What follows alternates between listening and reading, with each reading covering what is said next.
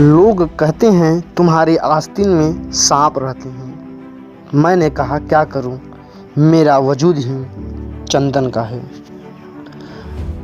एक कहानी आप लोगों के लिए लेकर फिर आया हूं। ये कहानी है एक अनोखा मालिक। जाकिर हुसैन के घर पर एक अधेड़ उम्र का एक नौकर था। वह हर रोज़ देर से सो कर के उठता था। उसकी इस आदत से घर वाले काफ़ी परेशान थे। उन्होंने उस नौकर की शिकायत जाकिर हुसैन साहब से कर दी और कहा कि इसे निकाल दीजिए। इसके जवाब में जाकिर हुसैन केवल यही शब्द कहे, उसे समझाओ। सबने उसे समझाया, लेकिन इसके बावजूद उसके कुछ समझ में नहीं आ रहा था।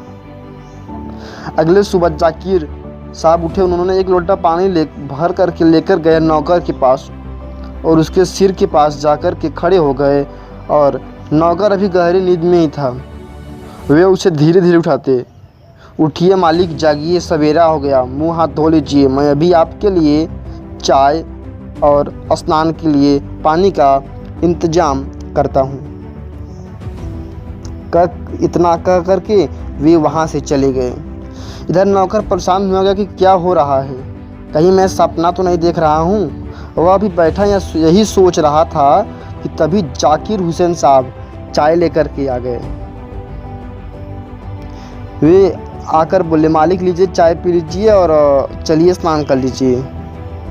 नौकर बहुत घबराया और क्षमा मांगते हुए बोला, हुजूर, आज के बाद मेरे से कभी देर नहीं होगा। मैं कभी देर से सोकर के उठने की शिकायत नहीं होगी आपसे।